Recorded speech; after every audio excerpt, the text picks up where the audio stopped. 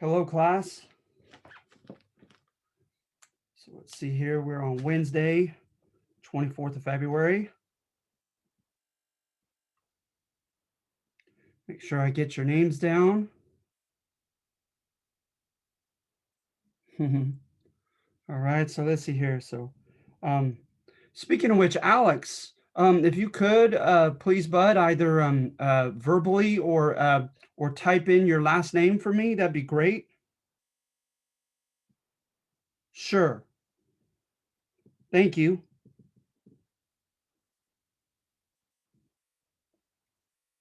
Right.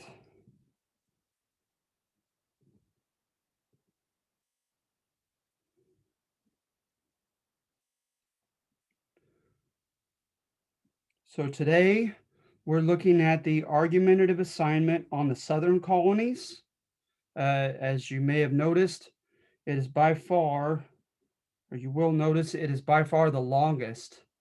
No problem, Alex. Let's see here. It's by far the longest assignment that you will have, I believe, all semester. Let's see here.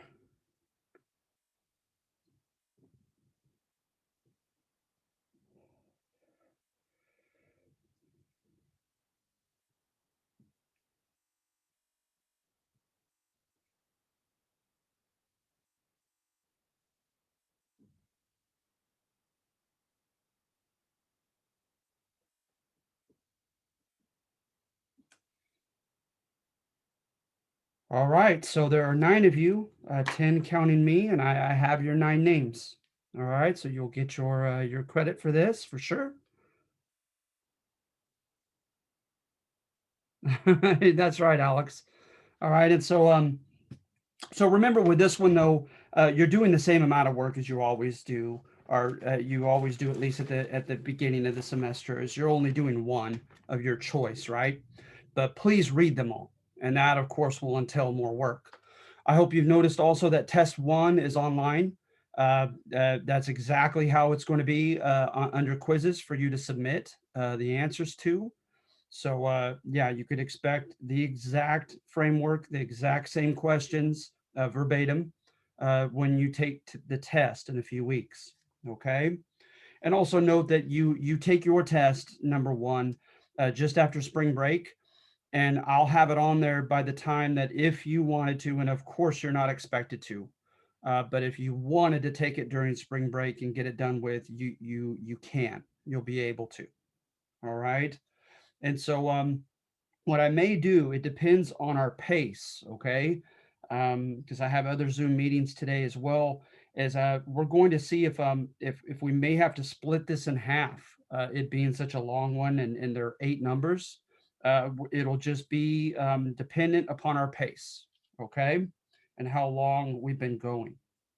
So so at any rate, before we get going, are there any questions? Anything that I need to be aware of? Okay, Kirthana, so you're still not able to see the videos, huh? Okay, yeah, let me look further into that. Does anyone else have a problem opening up those Zoom videos? Ye- By all means, let me know. yes, Professor, I looked around on files as well as, I believe, pages, and there's nothing there. And it says on pages that the Zoom meeting recordings hasn't been unlocked yet. Hasn't been unlocked yet. Yes, on the Oh, goodness gracious. Okay, because I am presently um, learning how to do this, and so I apologize. But what's so strange to me is how things are anomalously happening with your class, and the Zoom meetings seem to be working okay with the other classes. It's driving me insane. So let me look further into that. Shoot. So what I'll risk being a little bit redundant um, in continuing to give you guys, as I did twice last night, announcements on Canvas. Okay, I'll continually give you announcements regarding, just not only expectations of these assignments, but I may even begin writing down until we can pan this out. Literally write a little paragraph about each of the sections if I have to, which I've never had to do before. But if we're in that situation, and if is required, and as long as it's required, then I'll do it. As I promised you in the first Zoom meeting, I'll do everything I can to accommodate you guys and to compensate for any glitches, hiccups, or inadequacies.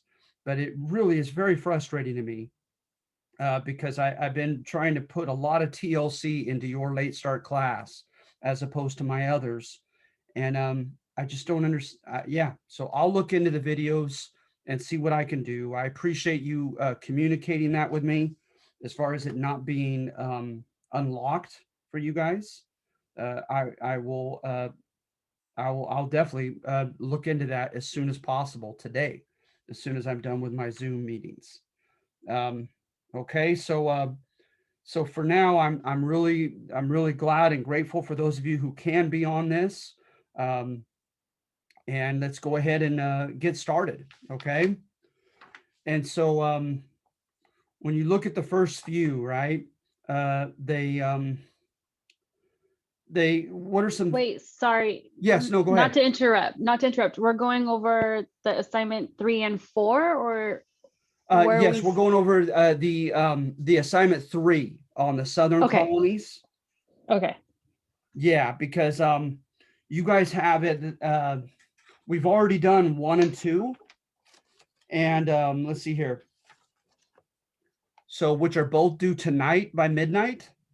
And yeah, the second video goes through the Black Legend, and then so then yeah, the next one is due next Monday night, the 1st of March, and that is on the Southern colonies. And please remember also that your first quiz will be due, and so I will be putting any day here. I will be putting your first quiz in under quizzes, obviously. So be sure that you have that done by the 1st of March, as well as Southern colonies. Okay. So Okay. yeah, And go ahead. then real quick too, before you go ahead and start. So that file you put up about the quiz, that's the layout of how the quiz is going to be. Like that's something we could study off of, or that's exactly how the quiz is laid out as. Yes, and that actually what I offered you is that's actually the test, The test. right? Okay. So yeah, so every 3 or 4 subjects, every about 4 subjects, you have a test. You have 3 of them, just 3 of them throughout the semester, and yeah, that is exactly that is your precise test 1. Okay, So perfect. Thank you. no problem. So yeah, the quizzes will be small potatoes compared to that. The quizzes will constitute the same, style of writing them, but oftentimes I'm inclined to just simply do true false for the quizzes, and they're straight out of the textbook, and they will be comprised only of 5 questions. So yeah, the quiz is much smaller. You'll have 6 of them throughout the semester, uh, much smaller than the tests. Okay. So, looking at your handout, okay, um, with number 1, okay, with number 1 is you're looking at, you know, the assertions of court history. Remember, court history is written by the winners, right? It's as if a king, queen, emperor wants his or her court scribe to write a history of his or her kingdom. So of course they are going to select facts and interpret facts and present them in such a way that justifies, that magnifies, and that winner, that leader, right, and makes him or her look wonderful. And so the same thing with American court history is a common theme found in American court history is we like to boast that we are an exceptional country, right? That we're a country that is special, that is different in a superior manner, in a better way than your average nation, right? And it seems to constitute almost always at least 2 things. One thing we're going to get into when we do the northern colonies, and that is that we are an exceptionally idealistic country.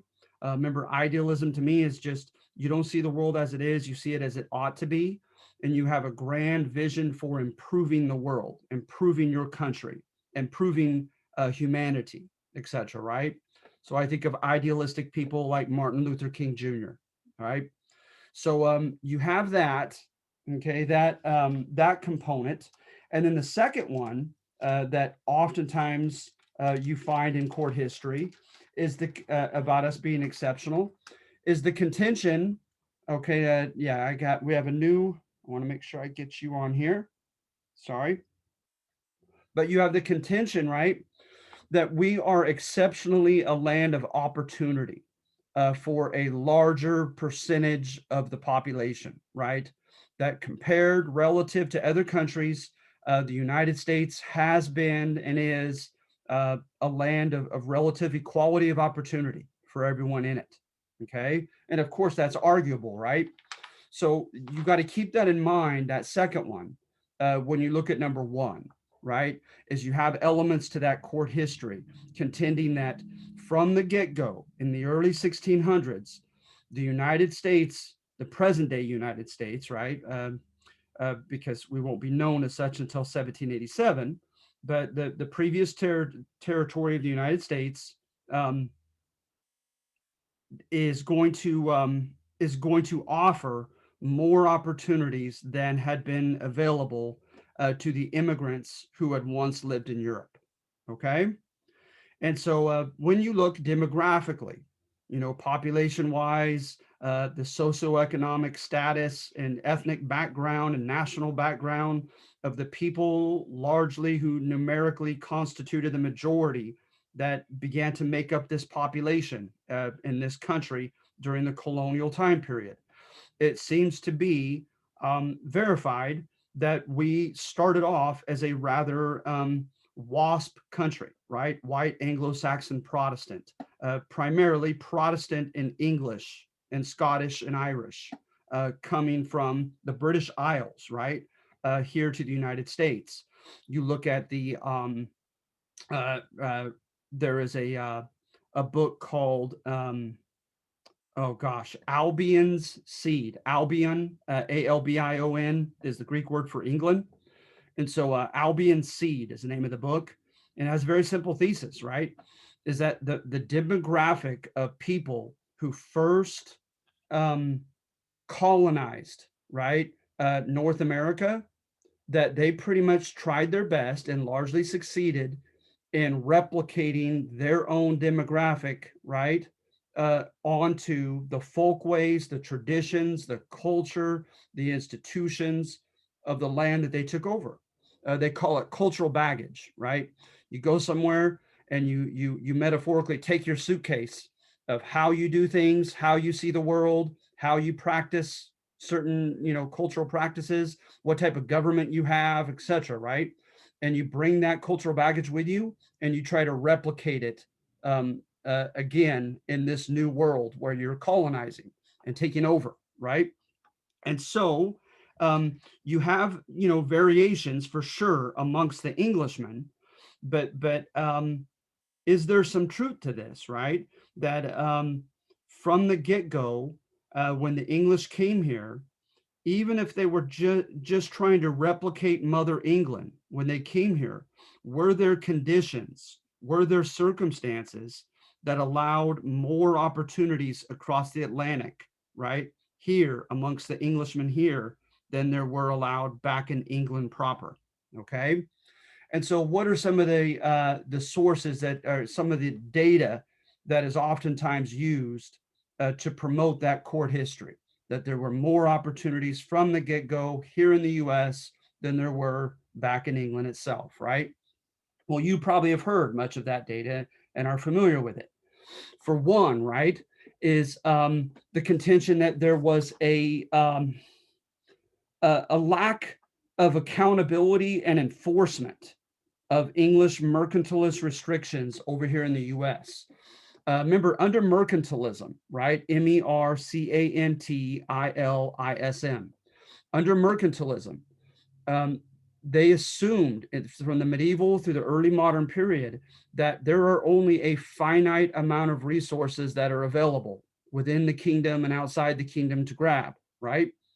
And that it is within the prerogative, the authority, the power of English government to decide how those resources are to be allocated, right? Who gets what opportunities economically. So, of course, you have land ownership, right? And everything that's inherent in that, cash crop farming, shepherding, right?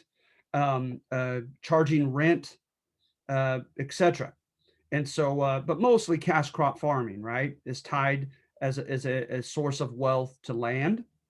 And so the king in particular and queen, right, under the mercantilist system, they all land from the medieval time period belonged and was technically owned by the king or queen, and that you used it, they called it usufruct.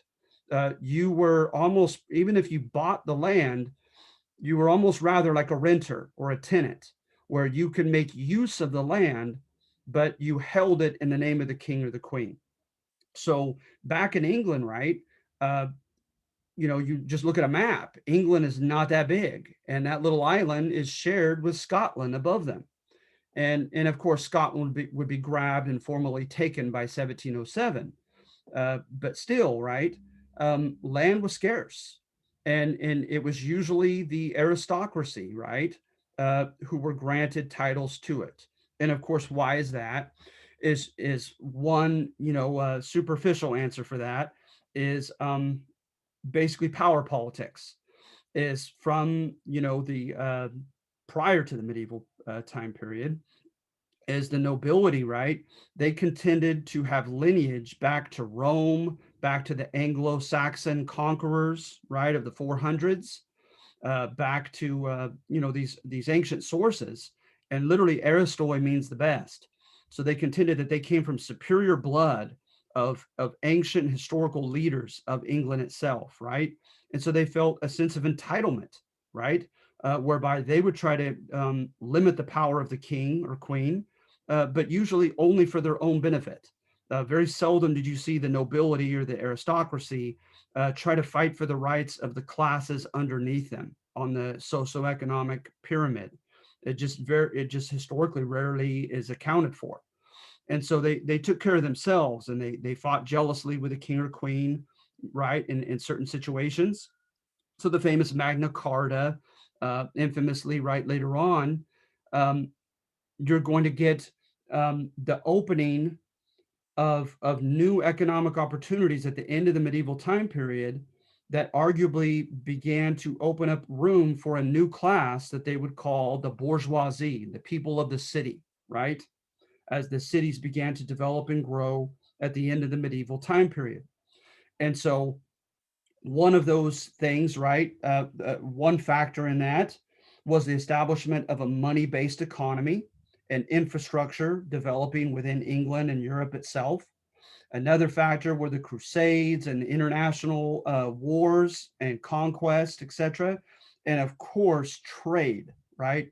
Especially trade in the Orient or in Asia and Indonesian islands, etc., right? Where these big opportunities arose and big, quote, discoveries arose in the early modern period, starting like in the 1400s.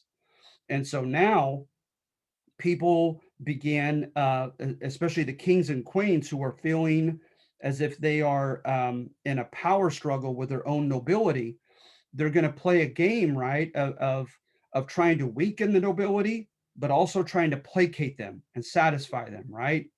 And a culmination thereof, like even the powerful kings like Louis the 14th did both. And so at any rate, sometimes they would concede and say, okay, noblemen, only you can trade in this big money making enterprise, known as, the spices or cocoa or sugar, or I hate to say it, human cargo, African slaves and Eastern Mediterranean and Slavic slaves, right? So only you can have the certificates to engage in those businesses, right? Only you will have the best of the lands and Sussex and other counties of England, right? And only you could be granted certain proprietary rights or ownership rights over certain colonies here in the US, like the rich William Penn, right, in Pennsylvania. So at any rate, the nobility certainly had their connections, and they continue to enjoy those connections, right? And have arguably some of the best, most lucrative opportunities that there were inside England and outside England. But as the crowns began to feel more precarious and more ambitious to solidify their reign as modern nations and modern kingdoms in the early modern period, like the 1400s, etc. They began, right. It supposedly occurred to many of them that it was in their best interest to branch out, to open up more opportunities for more people, right? So what they began to do is they began to kind of loosen their grip over mercantile things, over things to do with trading and merchants, right? And they would begin to say, okay, as long as you pay your royal 1/5, right, your taxes of 1/5 of all your earnings to the crown, we're going to go ahead and open up to anyone who was willing and able to go into these areas, these non-Christian areas, and either conquer them or gain a commercial entrance into that market, right? Uh, and you put our flag up there to the English king and queen and others in Europe. It, according to the primary sources, it progressively seemed like a win-win situation for them, right? Okay, so if they go and risk their lives in Indonesia or in South Carolina across Atlantic to the Americas, what do I have to lose as the king or queen? They could lose all their money, they could lose their very lives, right? And it doesn't harm me personally as the king or queen. But if they succeed, right, I get 1/5 of everything they conquer and get a hold of, right?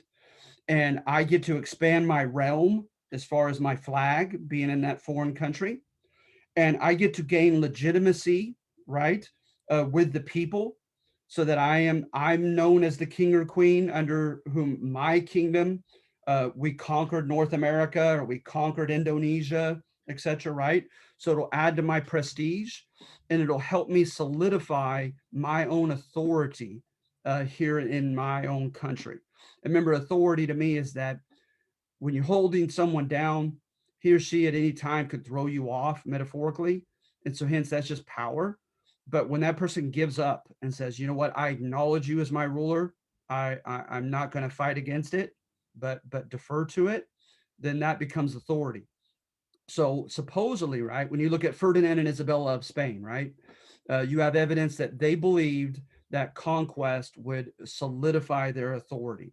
It would give them prestige back at home. It would give them credibility amongst the Spanish people to say, you know what, this is a very able, strong leader, and we acknowledge his or her leadership. All right. And so they began to open up opportunities. And so instead of just giving colonies now, like James the First in the early 1600s of England, instead of just giving colonies to noblemen, right, to aristocrats with whom they were trying to curry favor and keep an alliance with, right, in their kind of balance of power, they began to open it up to bourgeoisie, to people of the cities like Bristol and Liverpool and London, right? Who were taking advantage of these, quote, discoveries in the East and discoveries in the Americas. And they were doing everything they could to make a buck, right? And so remember, old school mercantilism states that the king or queen decides who gets what opportunities. In the 15 and 1600s, by and large, the kings and queens of Europe, historically, it seems to be verified, they began to loosen their grips over that prerogative. And they began to basically declare whoever is willing and able to take the risks and incur the costs, go ahead. It's free for the taking. Now, they still granted monopolies, like I said, especially over the big money makers. England was no different from Spain. They had the Royal African colony company. They had the Dutch, the Dutch East India Company, the English, the Muscovy and Hudson companies with fur trading. But they still, right? Like you look at the Virginia Company, you look at the Massachusetts Bay Colony.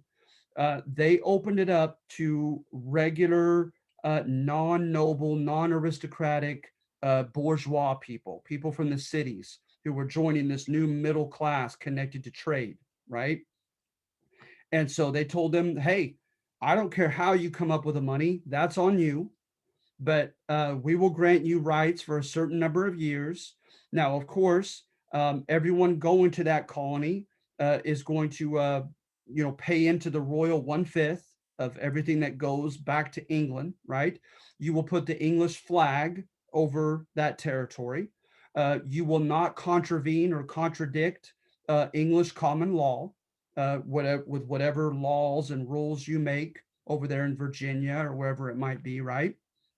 Um, and so, like I said, it was seen to be a win-win situation for the kings and queens.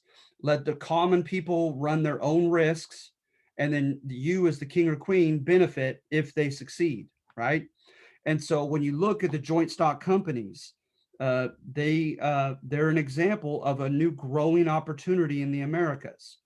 If you had any money at all and you pitched it into a common fund, whatever percentage you would put in. So let's say they put in, 10,000 shillings from 1,000 different investors, and you put in 1,000 shillings yourself, right? You put in technically 1/10 of the company's capital. So whatever profit they make after they pay their royal 1/5 to the crown, you get 1/10 of the profits, right? So it's seen as kind of a fair as far as the money that you put in. Well, obviously, who puts in the lion's share of money into the joint stock companies? Those who are already wealthy, right? So hence, some things didn't change, obviously. If you were already wealthy, you had a leg up over those who were less wealthy. Another example, right? They became, in the colonies, desperate for people to come across the Atlantic, right? And remember, at one given time, 2 out of 5, that's not a very good ratio. 2 out of 5 died across the Atlantic. And so it was a very dangerous, trek to take. So needless to say, if you were comfortably wealthy, why in the world would you risk your life, right? You just stay in England, you put in a lion's share of money into the common pool, and you get to extract the lion's share of profits, right? Staying comfortably where you are back in England itself. So, however, if you were poor, right? If you were a second or third son and you didn't have the rights to your father's property under primogeniture, the eldest son getting everything, right? Then you might be more willing to take that risk to come across the ocean. So if you're poor and you had no money to put in, right, you could risk your very life and limb, your own life, right, coming across the Atlantic and agreeing, right, to once you get here to pursue and cultivate whatever available source there was for wealth, right? Of course, they tried to emulate the Spanish. They looked for silver and gold wherever they went, first and foremost. And then, obviously, when that very often and most of the time did not happen, then they decided, okay, well, we can't do that. What commodities do the natives have to offer through trade? And what type of cash crops can we grow here on this soil, right? And those ended up being their main money makers. So if you were a common person, you could volunteer, right, as an adventurer to come and do that, get your hands dirty and do that work, right? And they would treat you as if you had put a certain ratio of money into the company, when in reality, you hadn't put a red cent, right? So John Smith was an example of that, the famous Pocahontas guy, right, down in Virginia. And so they would come in, risk their life, and the company would write them a certificate saying, okay, we're treating you right. Well, not Alex, just not a penny. That's an old school saying, sorry. But just not even a pence, a part of a penny, right? But they would treat you as if you had put in a pretty penny, all right? because of you risking your life and doing the grunt work for them, right? So notice that is a way toward enriching yourself when you didn't even have capital or money to begin with, if you were willing to come and do the grunt work for them, right? Then, once they came here, they needed people to do the actual clearing of the land, cutting down the trees and forests, developing pastures, and developing a cash crop of some sort, right?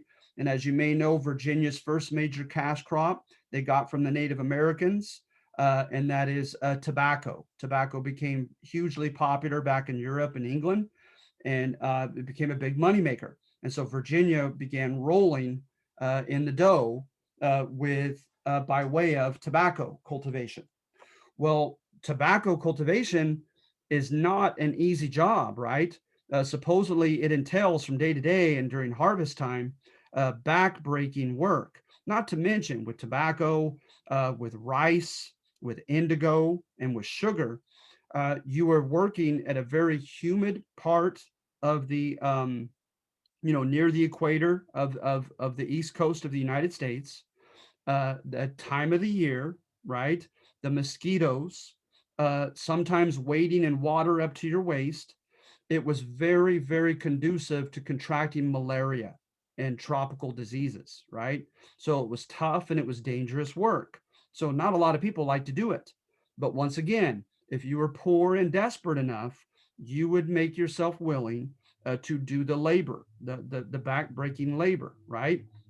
And so one way of doing that was by, for those that were very desperate, was called indentured servitude, right? Indentured servitude.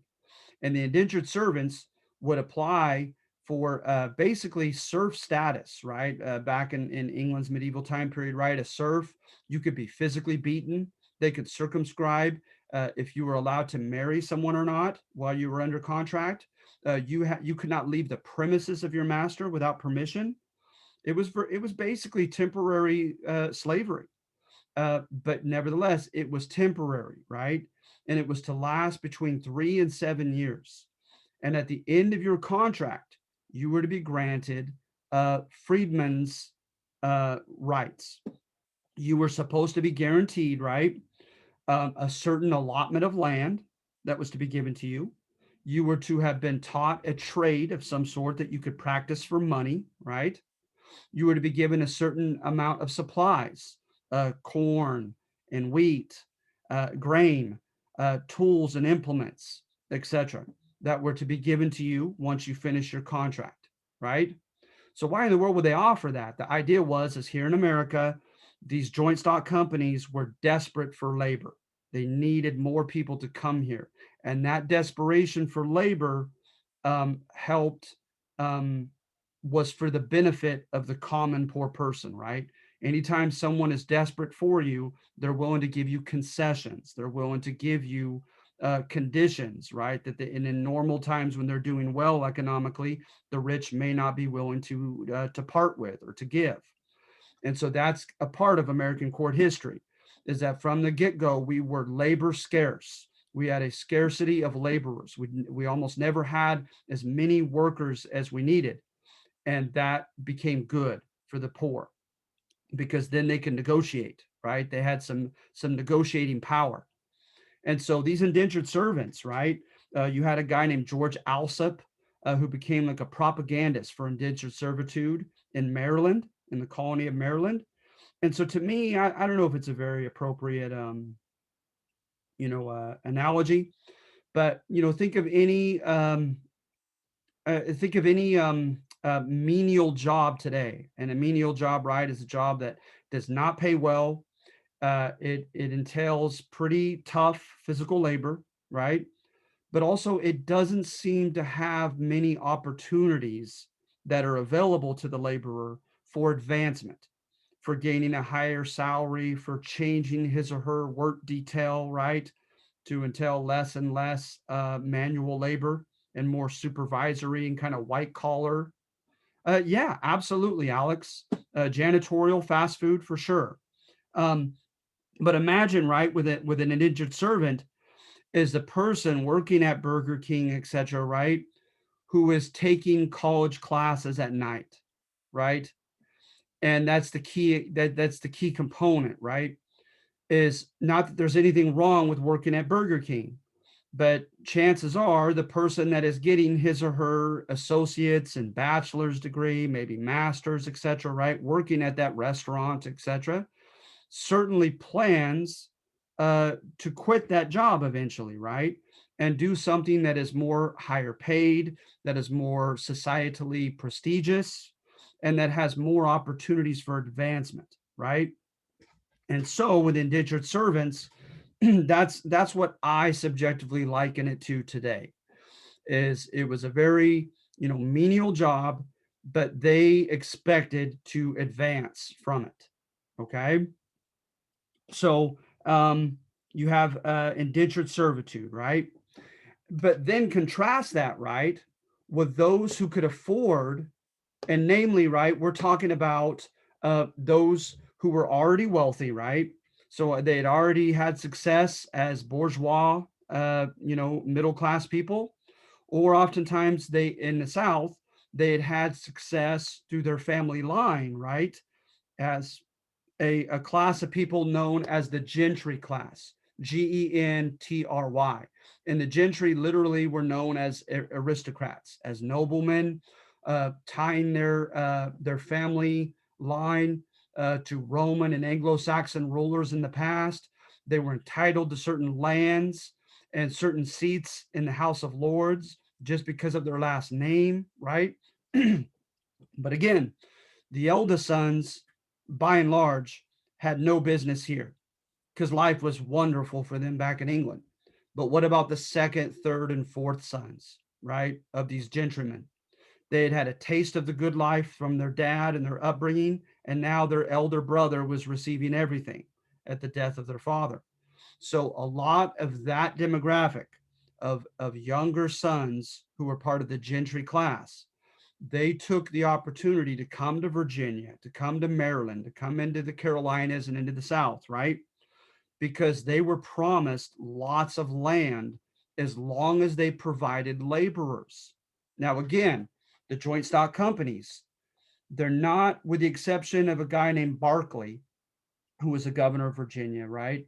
With the exception of people like Barclay, by and large, we don't have evidence that they had any affinity toward any political connections, right, with or family connections necessarily with these gentrymen, but they just simply saw dollar signs and said, hey, these are the gentlemen who could bring in hundreds of indentured servants and laborers, right?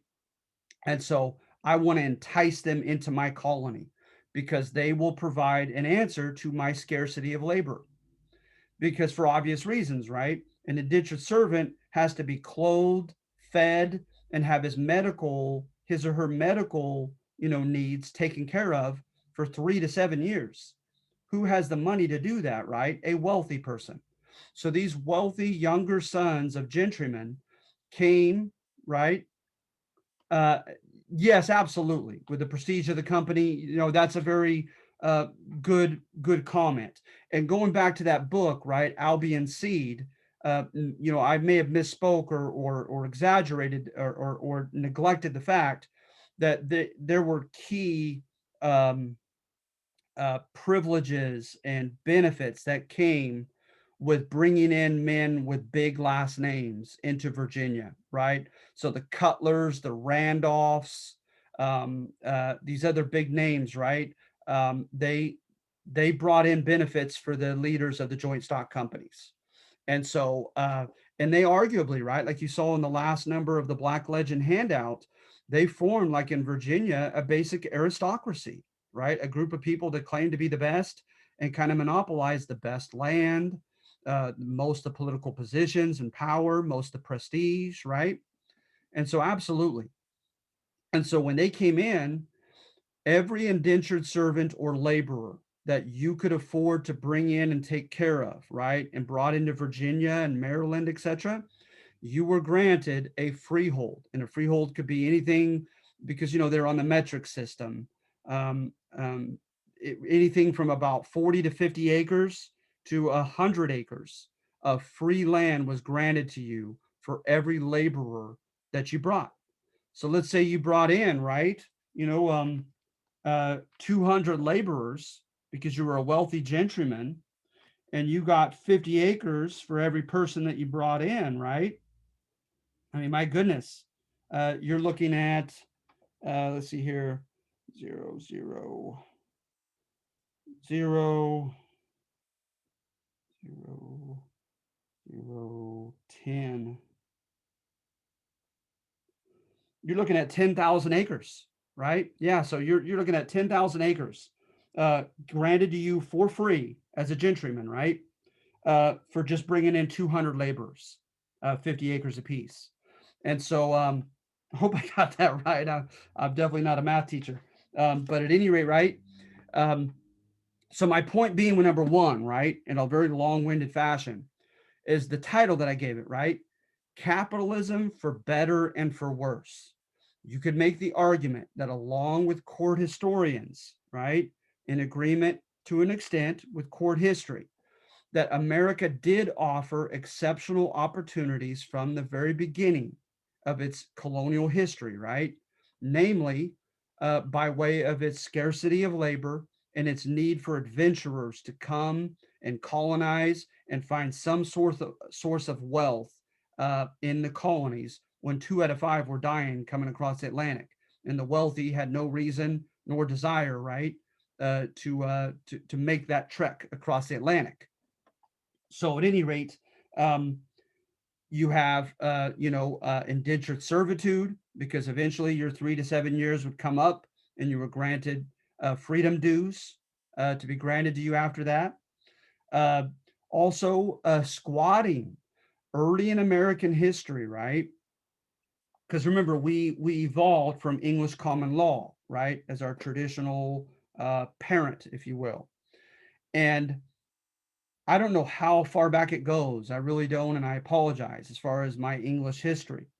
But I know in the US, uh, the claim has often been made that there has been more of a generous liberal offer to squatters in American history than was ever intended and given back in England itself.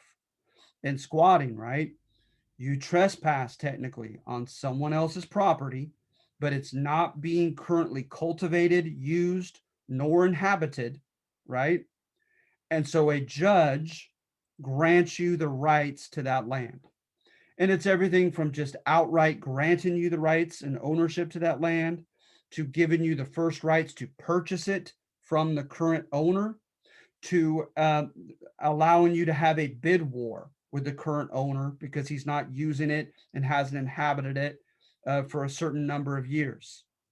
But going back to the first extreme, right? That did exist, not always, but it did exist here in the Americas. Yeah, exactly. Exactly. I like that, Alex. So they steal the land with the clause waste not, want not. I think that's very appropriately summed up. All right. So again, it's called squatters' rights, if you wanted to look into that. And court historians like Paul Johnson, they just praise this, right? They say, hey, it may not have been ethical by many people's standards, but it certainly constituted an opportunity for poor, ambitious people in this country from the very beginning to enrich themselves if they were just hardworking and ambitious enough, and if they had good timing. Okay. So, so notice, right? Capitalism for better and for worse. There are more opportunities for more people, arguably, in America from the very get-go of the 1600s, right? Being claimed by England than there were back in Europe itself. Nevertheless, the for worse part, right? Those who already had money had a huge leg up over those who did not, right? And you see that to this day, right? With capitalism, is that theoretically it is to offer equality of opportunity, just generally, whereby, you know, opportunities for investment, for entrepreneurial enterprises to start a business of any sort, right? To be accepted into a school as a stepping stone, etc., ought to be offered generically to everyone.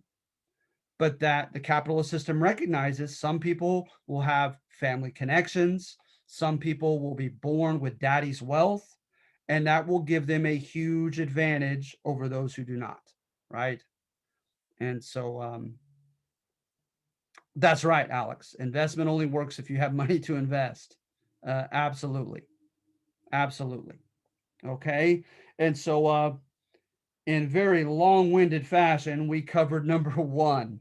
Okay. We just covered number one, capitalism for better and for worse, here in the English colonies, right? Which would later constitute the United States on the East Coast. Then numbers 2 and 3, right? Uh, get into um, get into conflict history between the Native Americans and the English, right? Remember, organic or functional history, it doesn't point fingers. It doesn't play the blame game. It just looks at, kind of like looking at a tree or a plant. It looks at and says, okay, we look at the seedlings at the beginnings of that tree or plant. Now it's a big and full grown. How did it get to where it is now? And it looks at each demographic as like a cog in the big wheel and how they contributed to the functioning and the development of society that we see today, right? But instead, right, conflict history, it looks at competition, power, winners and losers, right? And with the winners, right, it's pretty simple. Is it takes the three categories that sociology pits society into: uh, politics, right, or government, economics as the second realm, and then social realm, right, which is culture, values, how people interact, how they think and believe and behave, etc., right? So it's simply conflict history looks at who wins politically, economically, and socially, and who loses, right? And so to win, right, politically, you get to dictate what type of government is instituted, and you oftentimes inhabit your demographic, your category of the population, right, inhabits the most powerful political positions. To win economically, you determine what type of economic system is put intact, and you are entitled to the lion's share of economic resources by way of ownership, etc., right? And then socially, do you get to dictate culture, the type of religion, the type of value system, the worldview, the way by which you look at the world, right? Down to just aesthetics, right? A society's notion of beauty and what is desirable and what isn't. Do you get to dictate that? If so, you socially won. And so with conflict history, however, right? Remember, with court history, COURT, is they praise and justify and make excuses for those who won. Okay. With conflict history, they want the reader to empathize with those who lost, right? And they make villains or bad guys of those who won.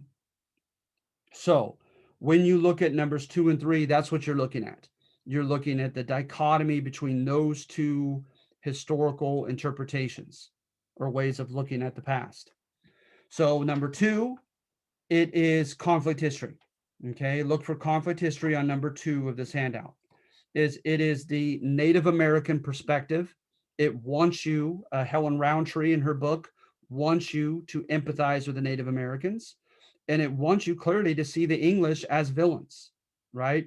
Who do not deserve ethically to win, but they sadly did, socially, politically, and economically, right?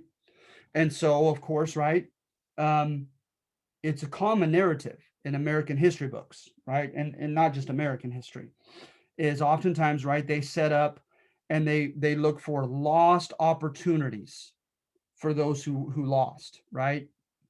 And you definitely could find that if you wanted to look for it in the history of Virginia. So um, Powhatan, right? Powhatan, the leader of a confederacy, right? That at any given time supposedly had access to 15,000 warriors. Okay, 15,000. He inherited Powhatan about a half a dozen tribes that were under his leadership, under his tribe's leadership, as a confederacy, if you will. And he ended up grabbing about 5 or 6 more during his tenure as the Werewants, the chief, the head chief, right?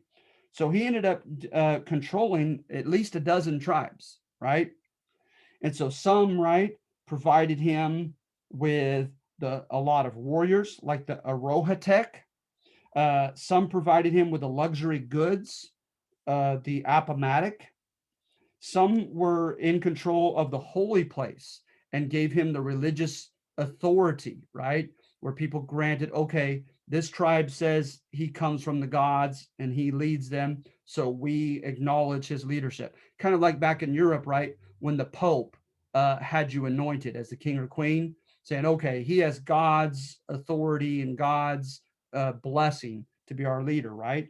And they were known as the Pamunkey tribe. And the list goes on and on of these different tribes that were under the Powhatan leadership, right? And when the English came in, right, at any given time, they went initially from about 104 to about 500 inhabitants, but against 15,000 warriors, right? You look at the first 3 incidents that were written down by the English of being attacked by the natives, right? Almost without exception, those first 3 or 4 cases were by only one sub tribe of that confederacy. And of course, it was the tribe that was right there near them at the coast and felt threatened by their presence, right? And so for one, right, you had the Posbeheg. Don't need to know the names of these tribes, right? But just kind of FYI, the Posbeheg, the Arohatech, they attacked them, right, at the fort known as Jamestown. Again, just a tiny fraction of the Native American forces attacked them. And we know from the sources of the English, if they could be trusted, that they were nearly annihilated in each of the 3 or 4 cases that happened, right? So what's my point? Is that if Powhatan wanted to wipe the English out, he easily could have. And for various reasons, he decided not to, okay? And a very common theme found in American pro-Native American history accounts is that the whole notion of divide and conquer, that the English and later Americans took advantage of rivalries and wars between and amongst the Native American tribes.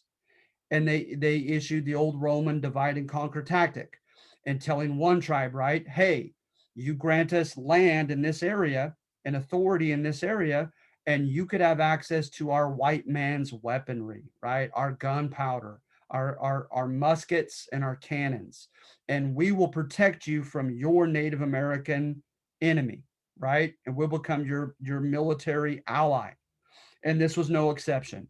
Powhatan was fighting with tribes like the Monocan, Monocan, and and early on supposedly illustrated evidence of greatly desiring access to those white man's weapons, again against his Native American enemies and not the English, obviously.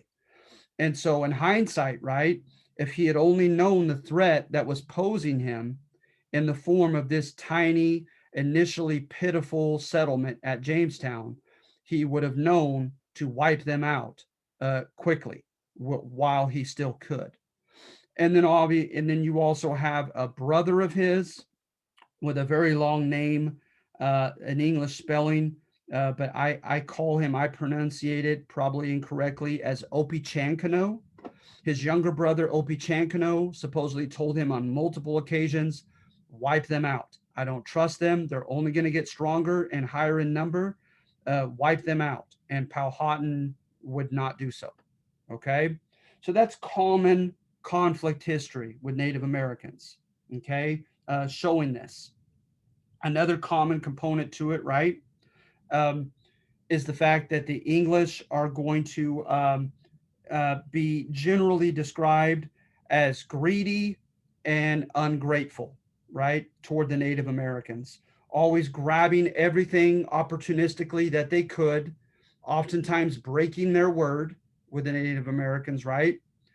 and not showing many signs of gratitude for what they did receive from the Native Americans. So again, you look at the sources that we're relying upon, and sadly, it's only one side. We don't have any written sources from the Powhatan. Okay, so we only have Englishmen to read from this time period as the primary sources. They are George Percy, Percy, Gabriel Archer, Archer, one of the leaders, Edward Wingfield, Wingfield, William Strachey, Strachey, and Ralph Hamer, Hamor, Samuel Argall, Argall, and most famously, John Smith, right? So those are the only sources we have to look and try to identify and make sense of what happened and how and why during the early 1600s when Jamestown was established by the English in Virginia in 1607. Okay, and so when you look at these primary sources, you have to consider the source, right? That many of them wanted to justify taking Virginia from the Powhatan Confederacy. Many of them had their own prejudices, English prejudices that they brought with them across the Atlantic Ocean. And so, it's one of the tough, kind of subjective, messy components to history, right? It makes it interesting, but it makes it frustrating also in trying to interpret things and how and why they went down the way they did. So, at any rate, when you look at this history, right, you look at the Virginia Company itself, right? And it wrote instructions. And I have that down on number 2. And it says, right, before the natives realized, basically, this is a paraphrase, but you can see the words that I tried to quote within number 2. Before the natives realize that you're not leaving, build a fort and make it appear invulnerable, right? And do not trade a single arm to the natives upon pain of death. So notice, right, to me, that shows signs of an ugly imperialist. Remember, an imperialist is someone who imposes his will upon another sovereign people without their permission in one way or another, right? So the English imperialist, he's coming into Virginia, and according to the instructions of the Virginia Company, they know, they're telling them, right? Oh, by the way, when the Native Americans realize that you're there to stay, they are not going to like it and they're going to attack you.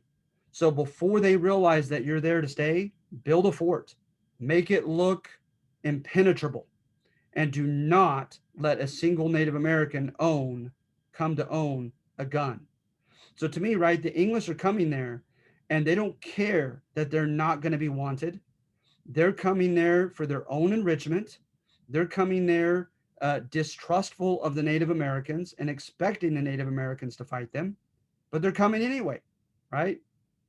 The classic ugly imperialist.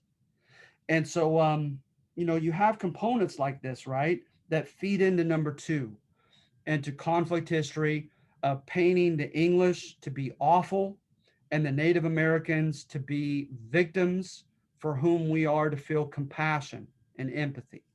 Okay. Another thing, right? Another component to this narrative is the fact that, right, time and time again, Powhatan asked the English what were perceived by some to be very reasonable terms, and the English almost never lived up to those terms. So, for one, right, stay where you are in Jamestown. Don't continue to go into more tribes' territory. I believe at that time it was the Posbeheg tribe whose territory they infiltrated without permission and built their fort. Well, they began to build other forts.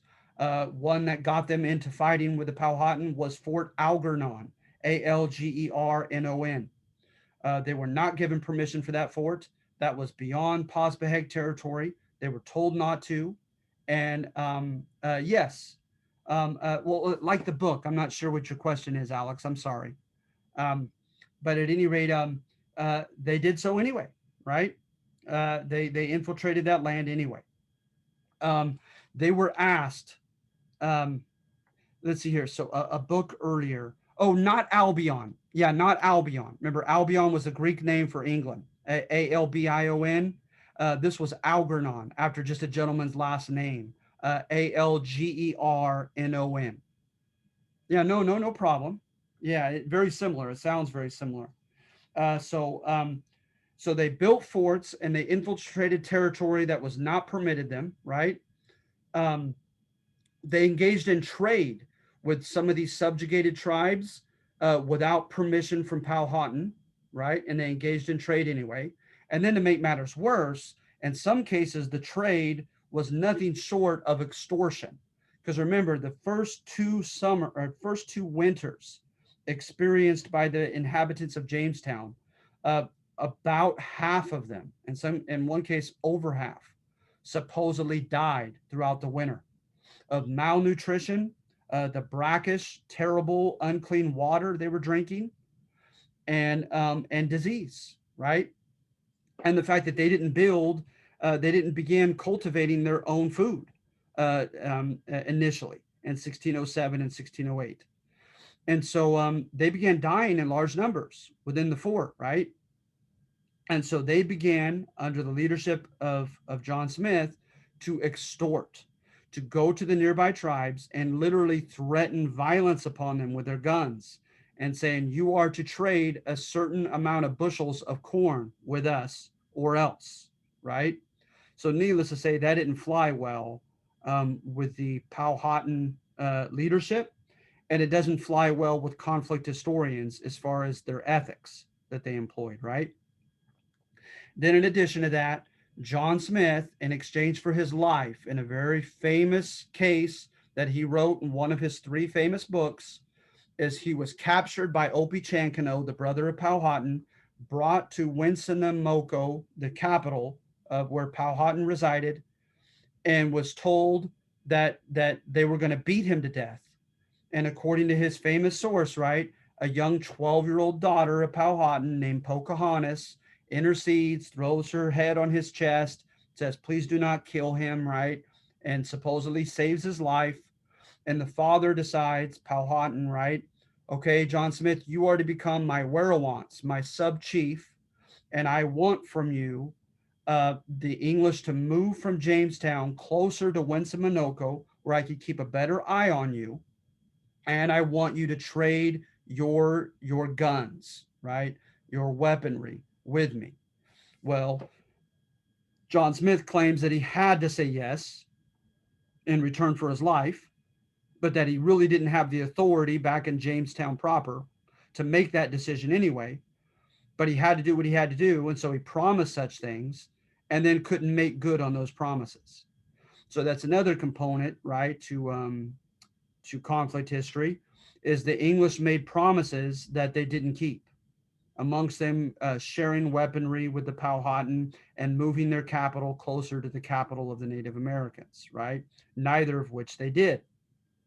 So, at any rate, I feel like we've gone over number two: conflict history, greedy, ungrateful, untrustworthy, selfish, insatiable. They can never have enough, right? Englishmen, and very forbearing, patient, wise um, Native Americans, right?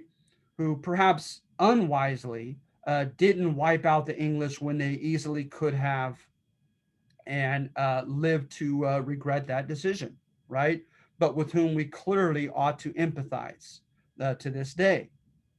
Then number three, uh, there is taking a 180-degree turn, and that's old school court history. And I thought, what the heck? I'm going to implement that on number three just to balance things up.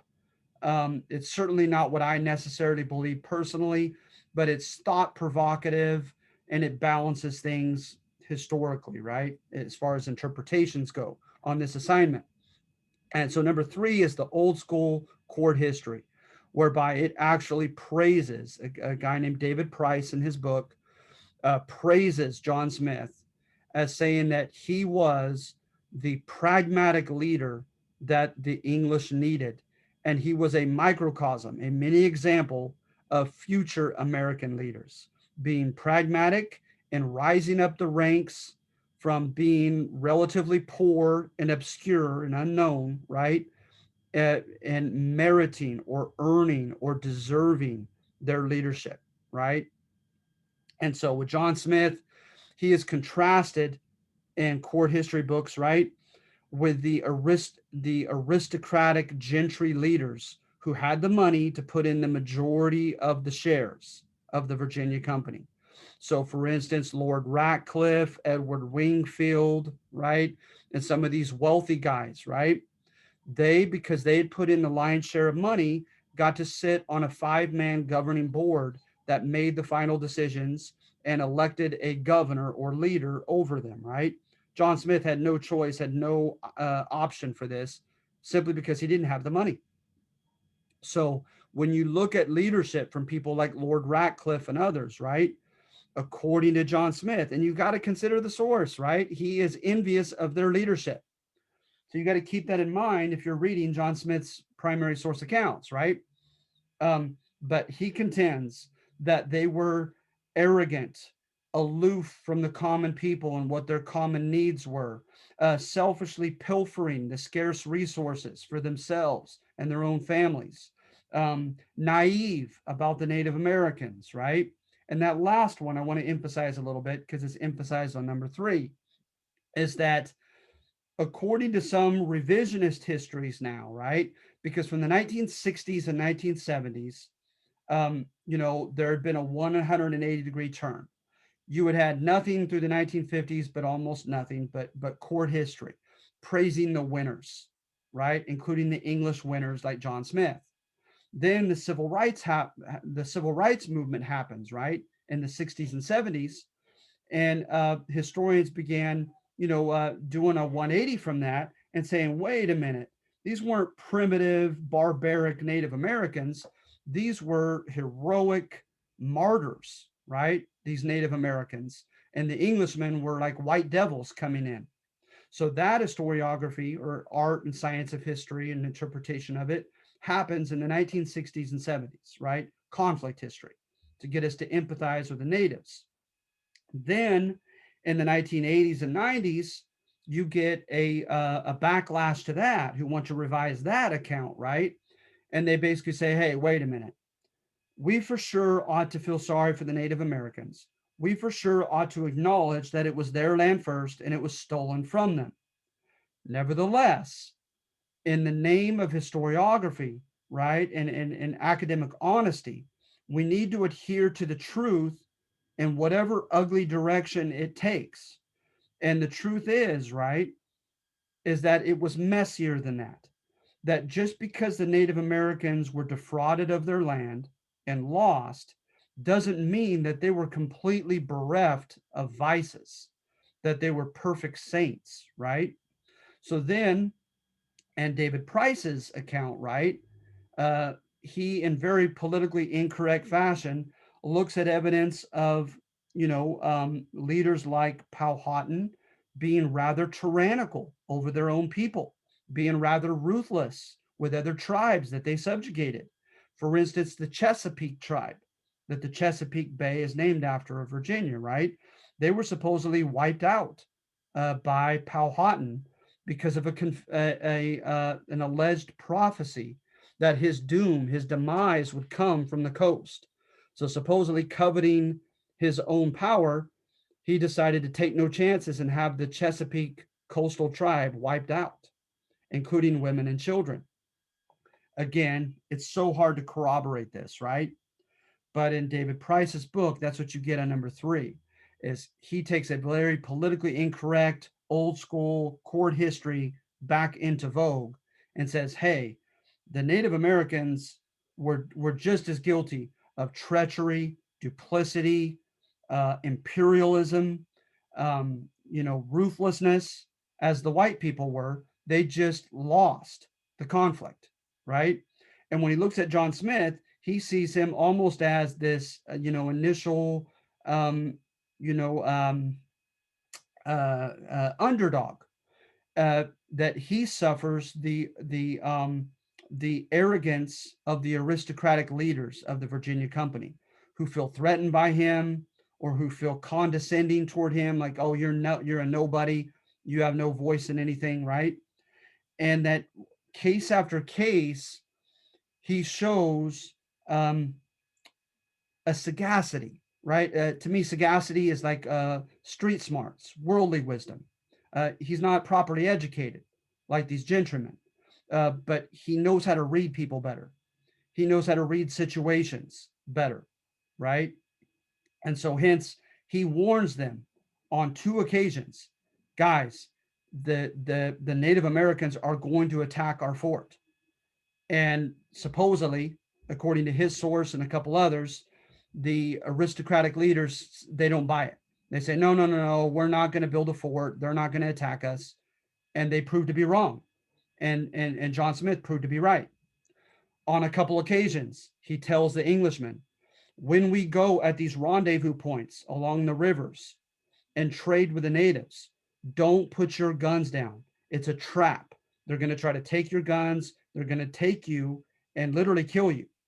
And supposedly it happens before the sight of many Englishmen with a man named George Casson, Cassen, where he's fooled into putting his weapons down, and they captured him and they tortured and killed him. So supposedly, right? And then, like I mentioned before, there was more than one occasion in which John Smith and others were ambushed by the Native Americans, right? With the approval of Powhatan or his brother Opechancanough. And so, time and time again, according to John Smith's self-serving own account, you got to keep that in mind, right? And a couple others that supposedly corroborate it, is John Smith saw dangers and was willing and had the quick wit and wisdom to deal with those dangers, to defend the Englishman and himself, right? When the gentrymen did not have those qualities. So eventually, supposedly, the Jamestown people began to, as things heat up into the first Powhatan War, right?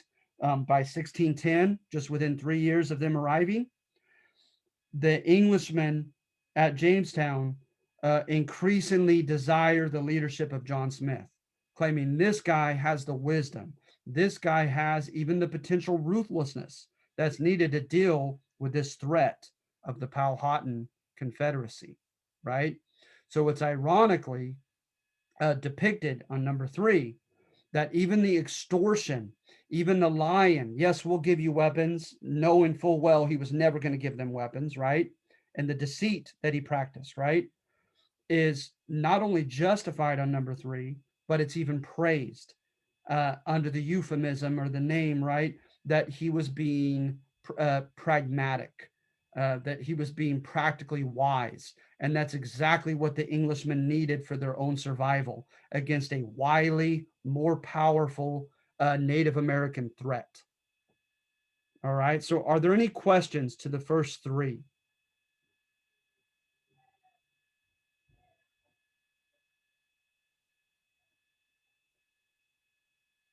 Okay. Thank you, Alex. Anyone else?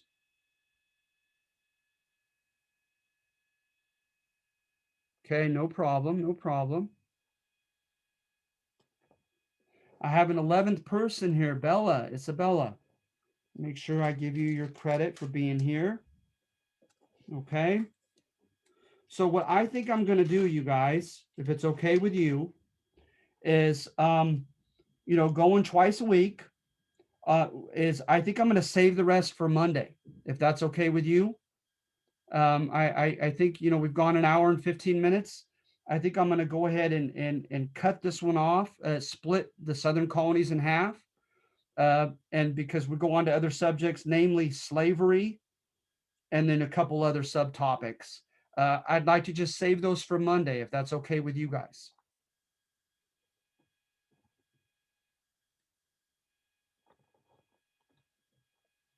All right, good with you guys. Thank you.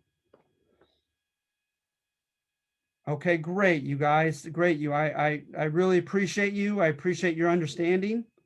And so I'll plan to see you again Monday at, I believe it's 3:30, right? That I established on Mondays. So yeah, so thank you, Jeff. So Monday at 3:30, we'll finish the Southern Colonies handout. But by all means, look at the first three. If you should desire to do either of those first three, go ahead and jump on it. And because remember, the only part for which I feel a little badly here in calling this short, but I have another Zoom meeting coming shortly, is it is due Monday night, the third assignment. So remember that, okay? And don't procrastinate. And I'm proud of you guys. It's great to meet you. We're jumping in with a bang, right? With a short-term class, everything is expedited. So, oh, also look for the quiz, okay? The quiz will be up very quickly. Bella, remember, please look at the sample responses that I have under the first assignment. The one that I thought was worth 50 points, notice it wasn't that long. If my memory serves me correctly, it was only about 8 sentences. Okay, but it was right to the point. So just remember, you're showing me that you discerned what the argument or the thesis was, giving me at least one specific example of how it was defended by the writer, and then telling me why you do or do not believe that that thesis was credible. You do that intelligently, and I'm happy. Okay. So yeah, I hope that. Thank you, Bella. I hope that answers your question, because I've never quantified it as far as like how many sentences I think it ought to be and how many lines and how long it ought to be. Just as long as you hit those criteria, I'm happy. It really doesn't have to be that long. All right. So yeah, don't forget your your first 2 assignments are due tonight at midnight. Your third assignment, the Southern Colonies, will be due Monday, the night that we do our next Zoom meeting. Okay. And then also, I believe next Monday will be due your first quiz. And so look for that very soon. I plan to post that today under quizzes, obviously. And it's open book, it's unlimited submissions. So by all means, take advantage of that and ace it. Okay, right out of your textbook. All right, so if there's nothing else, I'm going to go ahead and call it a day. Okay, call it a week. And we will finish the Southern Colonies on Monday at 3:30. All right. Thank you, guys. It was nice to see you. Thank you so much. You're very welcome. Thank you.